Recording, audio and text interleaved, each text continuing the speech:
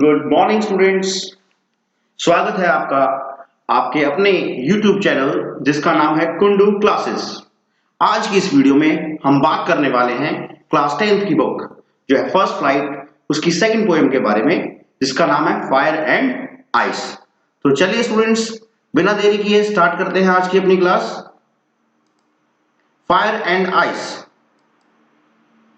तो सबसे पहले हम बात करेंगे इस पोएम के पोएट के बारे में। तो जो पोएट है इस पोएम के वो है Robert Frost.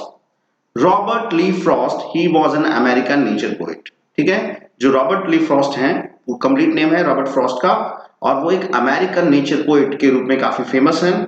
He is the only poet to receive 4 Pulitzer prizes for poetry. ठीक है, इंग्लिश लिटरेचर के अंदर ये सिर्फ इकलौते पोएट हैं जिनको 4 पुलित्जर प्राइजेस से नवाजा गया है पोएट्री में। Frost was nominated for the Nobel Prize in Literature 31 times। 31 बार इनको नोबेल प्राइज के लिए नॉमिनेशन मिला है। ठीक है, ये अपने आप में एक रिकॉर्ड है। His poem Fire and Ice influenced the title and author and other aspects of George R. Martin's fantasy series A Song of Ice and Fire। इनकी जो पोएम है फायर एंड आइस, इसने इन्फ्लुएंस किया है title को, और जो दूसरी एस्पेक्ट्स हैं इस चीज के George R Martin fantasy series a song of ice and fire के। ठीक है स्टूडेंट्स, आगे बढ़ते हैं। चलिए जरा पोएम स्टार्ट करते हैं।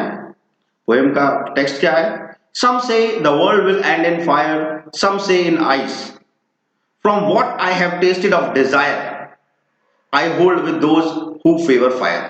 अब देखिए, इन 4 लाइंस में पोएट कहता है कि सम say the world will end in fire. अगर आप लोगों से पूछो, इफ यू आस्क पीपल, ठीक है, how will this world and, ठीक है, इस दुनिया का अंत किस तरीके से होगा, तो पोएट कह रहा है कि कुछ लोग कहेंगे the world will end in fire, कि दुनिया का जो विनाश है वो क्या है, आग से होगा।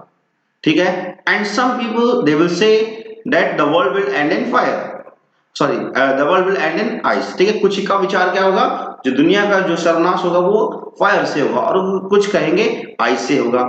Now from what I have tasted of Dzire, poet कहता है कि जो भाई मैंने जो टेस्ट किया है किस चीज का, डिजायर। यहां पर जो फायर है, ठीक है, इस पोएम के अंदर फायर सिंबल है डिजायर्स का। मतलब पोएट ये कहना चाह रहा है कि इस दुनिया का अंत किसकी वजह से होगा, लोगों की इच्छाओं की वजह से।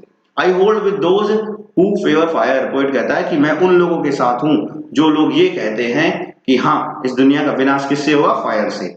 मैंने यहां कहा, फिर कह रहा हूं, यहां पर जो फायर है वो स्टैंड करता है डिजायर्स के लिए। अब देखिए, अब डिजायर्स पोएट के अकॉर्डिंग जो डिजायर्स हैं वो हमारे एंड के लिए रिस्पॉन्सिबल होंगी, ऐसा मानना है हमारे पोएट रॉबर्ट ली फ्रॉस्ट का।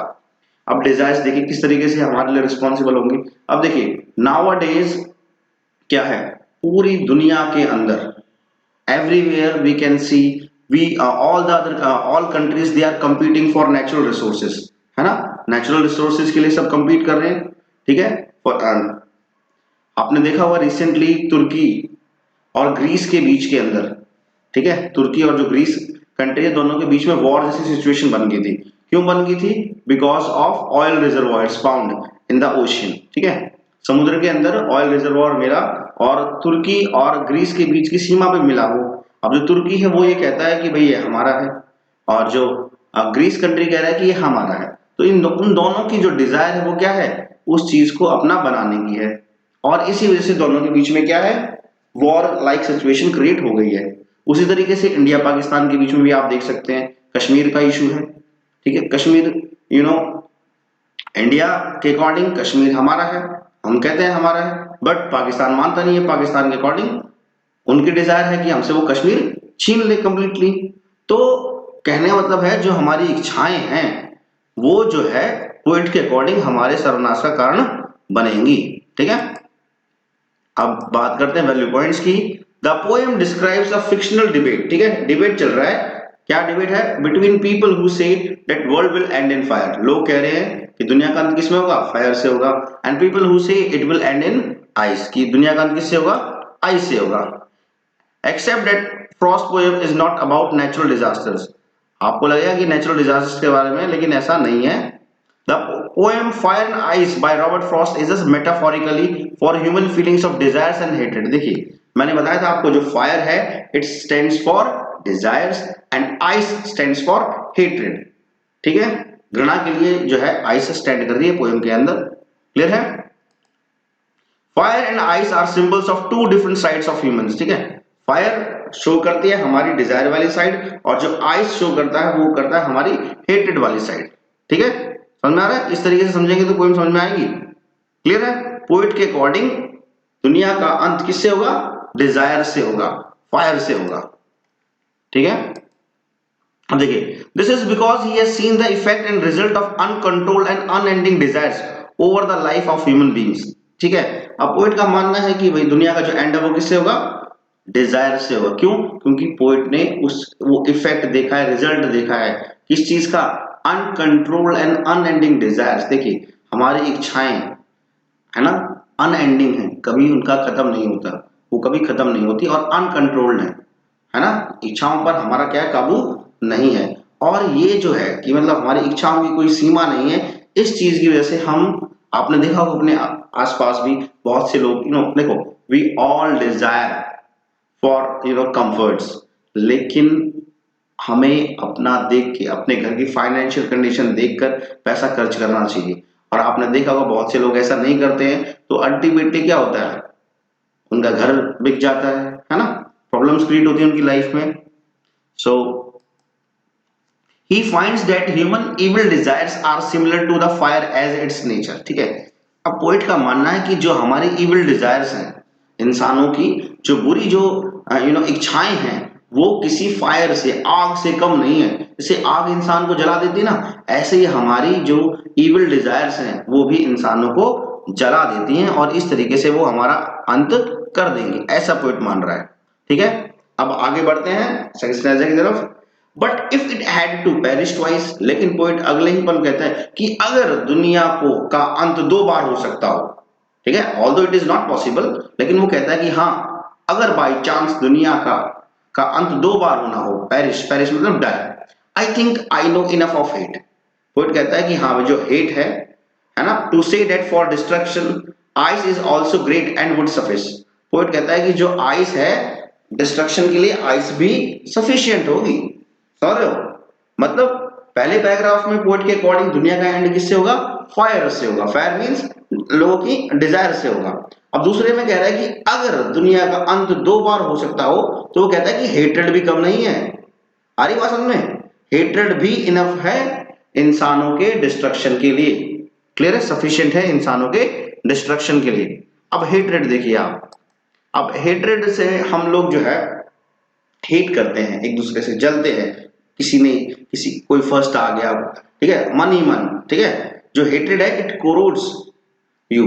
ठीक है, then by not waving off the first option of fire he considers if the world has to experience expire twice. अब पॉइंट फिर कह रहे हैं ना कि अगर दुनिया को दो बार एक्सपायर होना हो, कहता ice would be equally competent in ending it. ठीक है, आइस भी कम नहीं है. आइस मतलब मैंने बताया, फिर आइस मतलब क्या होता है? क्या होता है स्टूडेंट्स? फायर मतलब क्या होता था? डिजायर्स. और आइस मतलब हेट्रेड. ठीक है, कि बोला आइस भी कॉम्पिटेंट है दुनिया को एंड करने के लिए. The second belief in this regard says that ice is also sufficient for destroying this world. मैंने बताया क्या? The poet compares the nature of ice with hatred. यहां पर जो पोएट है वो आइस का नेचर, ठीक है, आइस का नेचर कंपेयर कर रहा है हेट्रेड से. Hatred feelings of humans with the other humans, है ना. एक इंसान दूसरे इंसान को देख के जो घृणा करता है, चिढ़ता है कि उसको ये मिल गया, उसके पास ऐसा है, मेरे पास क्यों नहीं है. तो इस वजह से भी वो क्या है, अपना विनाश कर लेगा इंसान, ऐसा पोइट का मानना है. As ice can make the body numb. देखिए आप, जब आइस की वजह से, अगर हम आइस के कांटेक्ट में बहुत लॉन्ग टाइम तक के रहते हैं, तो आइस हमारी बॉडी को क्या करती है? नम कर देती है. नम मतलब सुन कर देती है विद इट्स प्रोलॉन्ग्ड कांटेक्ट, है ना. प्रोलॉन्ग मींस लंबे लंबे कांटेक्ट तक जब हम आइस के कांटेक्ट में रहते हैं तो हमारी बॉडी नम हो जाती है. Similarly hatred can also give the numbness to our mind. जो हेट्रेड है वो हमारे दिमाग को सुन कर देता है, हमारे विचारों को सुन कर देता है, ऐसा पोइट मान रहा है. ठीक है, and hence it can make us insensitive and cruel. और इसी वजह से जब हमारे थॉट्स पे हमारा कंट्रोल नहीं होता, वो सुन हो जाते हैं, हमारा माइंड पर हमारा कंट्रोल नहीं रहता है, तो हम क्या बन जाते हैं, इनसेंसिटिव बन जाते हैं और क्रूअल बन जाते हैं, हम दूसरों के बारे में बिल्कुल नहीं सोचते। ठीक है, तो इस तरीके का इम्पैक्ट होता है हमारी हेट्रेड का हमारी बॉडी पर। ठीक है students, such cruelty towards humanity will be more responsible for the destruction of the world compare to the desire. वो कहता है कि ऐसी क्रुएल्टी इंसानों के प्रति, ठीक है, वो ज्यादा रिस्पॉन्सिबल होगी डिस्ट्रक्शन की, ठीक है, as compare to desires. The poet has a strong feeling that people have so much hatred in their hearts. Poet का मानना है कि लोगों के दिलों में इतना ही घृणा भरी पड़ी है against each other that it will be sufficient to freeze the entire planet towards death. वो कहता है कि इतनी घृणा भरी पड़ी है लोगों के दिलों में कि ये जो घृणा है वो सफिशिएंट होगी इस एंटायर, इस पूरे प्लेनेट को क्या है, फ्रीज करने के लिए, जमाने के लिए। समझ रहे हो? दो slow and steady it has the same effect that desire has on us. ठीक है, हालांकि जो है हाइड्रेट का भी वही इफेक्ट होगा जो डिजायर्स का होता है। क्या है, दोनों से होना क्या है, दुनिया का एंड होना है, हमारा विनाश होना है। ठीक है, so the fire due to evil desires and ice of wicked hatred are the two opposite opinions enough to destroy the world. इस तरीके से कुल मिला के पोएट इस पूरी पोएम में कह रहा है कि जो आग है, किस चीज की आग है, इविल डिजायर्स की। ठीक है, हमारी जो फालतू की जो इच्छाएं है ना, ठीक है, हमारी जो बुरी जो डिजायर्स हैं उनकी जो आग है। और दूसरा आइस ऑफ विक्ड हेट्रेड, ठीक है, जो बर्फ है किस चीज की, दुष्ट घृणा की, है ना। ये दोनों के दोनों अपोजिट अपोजिट ओपिनियंस हैं, लेकिन दोनों के दोनों एक काम में सिमिलर है। क्या, किस काम में सिमिलर है?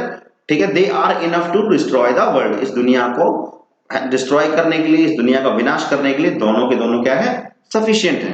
इस तरीके से पोएट कह रहा है। अब बात करते हैं पोएटिक डिवाइसेस जो पोएम में यूज हुए। पहला है इमेजरी।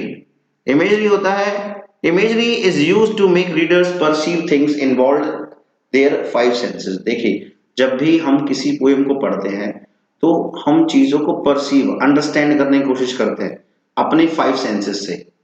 ठीक है, जैसे देखिए, सम say the world will end in fire. अब यहाँ पर कह रहे हैं कि भाई वर्ल्ड, वर्ल्ड कहते ही आपके दिमाग में कोई ग्लोब की पिक्चर घूमती होगी, फायर कहते ही आग जलने की पिक्चर से दिमाग में घूम रही होगी, तो ये है इमेजरी। ठीक है ना, आइस आया नीचे वर्ड, आइस कहते ही आपके दिमाग में आइस की एक पिक्चर आ रही होगी, तो इसको हम कहते हैं इंग्लिश में इमेजरी।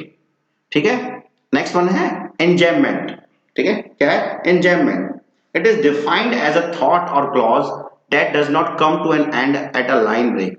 ठीक है, ये क्या होता है, कोई थॉट या कोई क्लॉज जब भी लाइन का एंड हो तो वो खत्म ना हो, rather it moves over the next line. ठीक है, वो क्या नेक्स्ट लाइन तक जाए। जैसे from what I have tasted of desire, अब यहाँ पर लाइन खत्म हो गई desire. I hold with those who favour fire, अब डिजायर तक ये क्लॉज एंड नहीं हुआ है, ये नेक्स्ट लाइन में भी गया है। कौन सी लाइन में? ये आई hold with those who favour fire. तो इसको इंग्लिश में हम कहते हैं एंजॉयमेंट। ठीक है स्टूडेंट्स, आगे बढ़ते हैं। राइम स्कीम, ये मैंने आपको बताया था राइम स्कीम क्या होती है। तो देखिए, है ना, the rhyme scheme followed by the entire poem is A B A A. ठीक है, राइमिंग स्कीम में मैंने आपको बताया था कि फर्स्ट जो मतलब जो लास्ट कोई भी लाइन देते हैं उसका जो लास्ट का जो वर्ड है उसके लास्ट के वर्ड की साउंड प्रोनाउंसिएशन देखी जाती है, और फिर सेकंड जो वर्ड होता है मतलब सेकंड जो लाइन होती है उसके लास्ट वर्ड की प्रोनाउंसिएशन देखी जाती है। अगर वो मैच करते हैं तो हम जैसे ए लिख देते हैं, और मैच नहीं करते तो फर्स्ट वाले में ए आता है और सेकंड वाले में बी आता है। इस तरीके से मैंने आपको बताया था। देन एजोनेंस बताया था, क्या होता है assonance? It is repetition of vowel sounds in same line. Same line के अंदर किसका रेपिटेशन होना? वोवल साउंड्स का रिपीट होना। The repetition is at different places in different words. जैसे the long sound of O in I hold with those who favour fire. ठीक है, यहां पर किसका, किसकी? ओ की साउंड, ओ देखिए, ओ ओ ओ। ठीक है, तो ये है एजोनेंस। किसका रेपिटेशन? वोवल साउंड्स का रेपिटेशन कहलाता है एजोनेंस। नेक्स्ट है एलिट्रेशन। एलिट्रेशन बताया मैंने, अनुप्रास अलंकार हिंदी में हम बोलते हैं इसको। It is the repetition of a consonant sound at the start. Consonant का, कॉन्सोनेंट साउंड की रेपिटेशन कहाँ? स्टार्ट में होना, किसी भी वर्ड्स के स्टार्टिंग में होना। ठीक है, जो और वो वर्ड्स हैं they must be closely packed, closely placed. ठीक है स्टूडेंट्स, एंड फिर है एक और एनाफ्रा। एनाफरा क्या होता है? It refers to the repetition of a word और expression in the first part of some verse. किसी भी पोएम के फर्स्ट पार्ट में क्या किसी खास वर्ड का या एक्सप्रेशन का बार बार रिपीट होना, उसको कहते हैं एनाफ्रा। जैसे some say the world will end in fire, some say, अब देखिए यहां पर सम से हुआ, इस लाइन में सम से स्टार्टिंग हुई, यहां पर फिर सम से हुई, तो दोनों में, ठीक है, तो इसको इस टाइप के को बोलते हैं anaphora, repetition of a word और expression in the first part of some verses, ठीक है ना, पोएम के पार्ट्स में, जैसे स्टार्टिंग में इसका रेपिटेशन वर्ड्स का या एक्सप्रेशन का, यहाँ पे सम से। क्लियर है स्टूडेंट्स? आ रही बात समझ में? अब देखिए यहाँ पे जो एलिट्रेशन का बात की थी, the sound of F in favour fire, देखो एफ और एफ, वर्ल्ड विल, अब यहाँ डब्ल्यू की जो साउंड है वो रिपीट हो रही है, तो यहाँ क्या है? एलिट्रेशन, कॉन्सोनेंट है दोनों के दोनों, है ना, और जो वर्ड है उनके स्टार्टिंग में है तो होता है एलिट्रेशन, ठीक है। नेक्स्ट है पर्सोनिफिकेशन। पर्सोनिफिकेशन होता है, personification is to give human qualities to inanimate object, ठीक है। पर्सोनिफिकेशन हिंदी में इसको हम कहते हैं मानवीकरण अलंकार, ह्यूमन क्वालिटीज देना किसी नॉन लिविंग थिंग में, इनएनिमेट ऑब्जेक्ट्स में, ठीक है, ह्यूमन क्वालिटीज को डालना, उसको हम कहते हैं पर्सोनिफिकेशन, मतलब किसी निर्जीव वस्तु को सजीव वस्तु की तरह दिखाया जाए। In this poem fire and ice are capable of destruction. अब इस पोएम के अंदर फायर और आइस इस तरीके से दिखाया गया कि दोनों के दोनों कैपेबल हैं डिस्ट्रक्शन के। Thus the poet personifies fire and ice by giving them mind and power to destroy anything। इस तरीके से इस पोएम के अंदर जो पोएट है वो पर्सोनिफाई कर रहा है, ठीक है, इंसानों वाले गुण दे दिए हैं उसने फायर और आइस को, ठीक है, कि भाई इनके में माइंड है, इनके पास पावर है चीजों को डिस्ट्रॉय करने के लिए, ठीक है स्टूडेंट्स।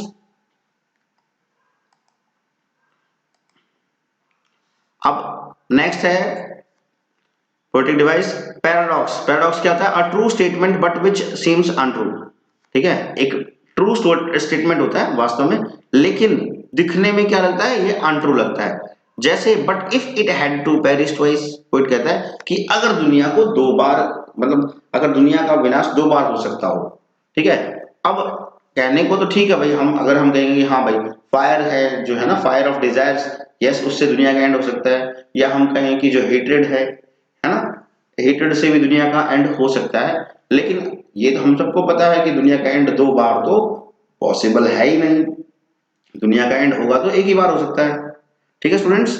तो पैराडॉक्स क्या होता है? एक वास्तव में ये ट्रू स्टेटमेंट होता है, लेकिन दिखने में क्या लगता है? अनट्रू, ये अनट्रू है, ठीक है, दो बार तो दुनिया का विनाश नहीं हो सकता, ठीक है स्टूडेंट्स। सो अब पोएम के अंदर सिंबोलिज्म मैंने बताया था, बहुत ही सिंबॉलिक पोएम है। इससे पहले आपकी जो डस्ट ऑफ स्नो है वो भी काफी सिंबॉलिक पोएम थी, ये भी काफी सिंबॉलिक पोएम है। तो इस पोएम में सिंबल, जो फायर किस चीज का सिंबल है, is more symbolic than literal. The poet directly links desire with fire, है ना, यहाँ पर जो पोएट है वो डिजायर को फायर से लिंक करता है। मैंने कहा ना, जो fire fire stands for desire, fire comes to stand for inflamed passion, greed, bloodlust, scenarios in which humanity brings about destruction by acting rashly and violently। Fire जो है स्टैंड कर रहा है इन्फ्लेम्ड पैशन, जो आप जब हम बहुत ज्यादा जुनूनी हो जाते हैं हमारी ग्रीड के लिए, हमारे ब्लड लस्ट के लिए, है ना, ये सारी चीजें क्या लाती हैं? All these things they bring destruction, ठीक है, हम विनाश करते हैं जब हम रैशली और वायलेंटली बिहेव करते हैं। War of course, so the poem is, ठीक है, और इस टाइप की फीलिंग कब आती है? जब हम युद्ध में इंडल्ज हो जाते हैं, है ना, क्लियर है। So the poem is gently suggestive of the kind of Wars the world could bring about the end of world, ठीक है। तो ये जो पोएम है एक तरीके से सजेस्ट कर रही है कि किस तरीके से वॉर्स हमारी दुनिया के एंड के लिए रिस्पॉन्सिबल होंगे। नेक्स्ट है ice. The poet draws a link between ice and hate, है ना, इसमें आइस में जो आइस और हेट के बीच में भी पोएट ने एक कंपैरिजन करने की कोशिश की है, putting forward the preposition that ice is also great for bringing about the end of the world, है ना। पोएट ने अपना व्यू रखा है कि भाई हाँ, अगर दुनिया को दोबारा से, अगर दुनिया का विनाश दो बार हो सकता हो तो कह रहा है आइस भी, या जो हेट्रेड है दैट इज आल्सो इनफ, ठीक है, to put an end to this world. Though fire might be a kind of hate too, the hatred symbolized by ice is more about indifference or failure to empathize। देखिए अब आजकल क्या होता है, हम indifferent हो गए हैं, है ना, कोई डूब रहा है, किसी के साथ कुछ हो रहा है तो हम सोचते हैं यार हमें क्या फर्क पड़ता है, हमारे साथ थोड़ी हो रहा है, तो ऐसा indifferent होना, ठीक है, हमें एम्पैथी शो ना करना, ये चीज बिल्कुल सही नहीं है, ठीक है। अब पोएम की थीम के बारे में बात करते हैं। तो अभी तक आपको पोएम समझ में आ गया होगा, पोएम की थीम क्या है। Hatred and power of emotions are the major themes of the poem. Hatred है और हमारे इमोशंस की जो पावर है वो इस पोएम की मेन थीम है।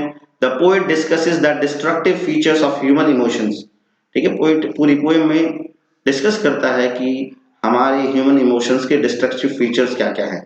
He uses the symbol of fire and ice to show how desires and hatred contribute to making the world stand at the verge of chaos, ठीक है। तो जो है पोइट ने इस पोएम के अंदर फायर और आइस, ठीक है, एज अ सिंबल यूज किए हैं, ठीक है, डिजायर और हेट्रेड के लिए। पोइट दिखाने की कोशिश कर रहा है कि जो हमारे डिजायर्स हैं, जो हमारा हेट्रेड है, किस तरीके से कंट्रीब्यूट कर रहे हैं to making the world stand at the verge of chaos, ठीक है। कि इस वजह से, हमारे डिजायर्स की वजह से, हमारे हेट्रेड की वजह से जो दुनिया है वो एंड के मुहाने पे खड़ी है। कि अगर हमने अपने डिजायर्स पे, अपने हेट्रेड पे लगाम नहीं लगाई, उनको कंट्रोल नहीं किया, तो दुनिया का एंड हो जाएगा, ऐसा पोइट का मानना है। Also these powerful emotions will eventually drag the world toward a catastrophic and. और ये जो हमारे पावरफुल इमोशंस हैं, कौन से इमोशंस, हेट्रेड वाले और डिजायर वाले, ठीक है, ये क्या है, अल्टीमेटली इवेंचुअली इस दुनिया को ड्रैग कर लाएंगे, घसीट लाएंगे किसकी तरफ, कैटास्ट्रॉफिक एंड की तरफ, ठीक है। जबरदस्त विनाशकारी अंत हो जाएगा अगर ऐसा ही चलता रहा तो, ऐसा है पोइट का मानना। सो अब बात करते हैं समरी की। पोइट कहता है in the poem fire and ice the poet has presented two opposite views. मैंने बताया about the end of the world, कि दुनिया का अंत किस तरीके से होगा, दो व्यूज उसने बताए हैं। The poet discusses the two of possibilities regarding the end of the world. Poet कहता है भाई दो तरीके हो सकते हैं दुनिया के एंड के। One possibility is the world ending in flames of fire, ठीक है, कि दुनिया का अंत फायर से हो जाए, मतलब डिजायर से हो जाए। The poet feels so when he ponders over the burning flames of desires of people, है ना। पोएट को ऐसा क्यों महसूस हुआ कि भाई फायर से हमारा हो सकता है एंड, जब उसने क्या है, फ्लेम्स ऑफ डिजायर्स के बारे, लोगों की फ्लेम्स ऑफ डिजायर्स के बारे में सोचा। दीज डिजायर्स फॉर मनी, है ना, इंसान की आज के टाइम पे डिजायर किस किस चीज के लिए, मनी के लिए, more money, more power etcetera will surely hurt the world into another nuclear war. और जब हम ज्यादा पैसे की, ज्यादा पावर की चाहत रखेंगे तो क्या है, हम दुनिया को एक तरीके से धकेल रहे हैं दूसरी न्यूक्लियर वॉर की तरफ, which will burn up the entire world in flames. और इसका एंड क्या होगा, पूरी की पूरी दुनिया जो है फ्लेम्स में जल उठेगी, मतलब पूरी की पूरी दुनिया का क्या हो जाएगा, विनाश हो जाएगा, ऐसा पोइट कह रहा है। And the second possibility of the doom of the world is with ice, है ना। पोइट कहता है दूसरी पॉसिबिलिटी जिससे दुनिया का विनाश हो सकता है वो क्या है, आइस से। The poet feels people have so much of hated. Poet का मानना है लोगों के दिलों में इतनी जबरदस्त घृणा है, ठीक है, दूसरे लोगों के प्रति, that it is sufficient to freeze the entire planet to death, कि भाई वो जो घृणा है वो सफिशिएंट है पूरी प्लेनेट को फ्रीज करने के लिए, ठीक है। So the fire of evil desires and ice of wicked hatred are the two contradictory opinions. इस तरीके से fire of evil desires and ice of wicked hatred, ये दोनों कॉन्ट्राडिक्टरी ओपिनियंस हैं जो पोएम के अंदर रॉबर्ट फ्रॉस्ट ने दिखाई हैं, ठीक है। सो इस तरीके से अब पोएम जो है क्या मैसेज देना चाहती है, क्या मैसेज देना चाहती है, it tells us about how we humans will be the end of our own race, ठीक है। पोएम हमें मैसेज दे रही है कि हम जो इंसान है हम ही रिस्पॉन्सिबल होंगे अपनी रेस के एंड के लिए, कोई और रिस्पॉन्सिबल नहीं होगा, हम इंसान ही रिस्पॉन्सिबल होंगे। Message of the poem is that we must get rid of our greed, ठीक है। पोएट मैसेज देना चाहता है कि हमें अपने लालच से पीछा छुड़ाना होगा, लालच से गेट रिड ऑफ होना होगा, एंड एंगर, और अपने गुस्से से, so that world won't die, ताकि दुनिया का क्या है, विनाश ना हो, ठीक है स्टूडेंट्स। सो आपको पता है कोरोना चल रहा है, इसीलिए स्टे हेल्दी, स्टे सेफ, घर पे रहिए, सुरक्षित रहिए, और मेरी वीडियो देखने के लिए आपका धन्यवाद। इसी के साथ हम एंड करते हैं इस वीडियो को। सो स्टूडेंट्स, अगर आपको ये पोएम फायर एंड आइस मेरी वीडियो से समझ में आई हो तो प्लीज स्टूडेंट्स चैनल को सब्सक्राइब कीजिए, चैनल को इस वीडियो को लाइक कीजिए, और क्या है, वीडियो को जितना ज्यादा हो सकता है शेयर कीजिए, ताकि मैक्सिमम से मैक्सिमम स्टूडेंट्स जो हैं वो इस पोएम को समझ सकें, मेरी इन वीडियोस का बेनिफिट ले सकें, ठीक है स्टूडेंट्स। आपकी जल्द ही नेक्स्ट वीडियो में लेके हाजिर होऊंगा, जब तक के लिए बाय बाय।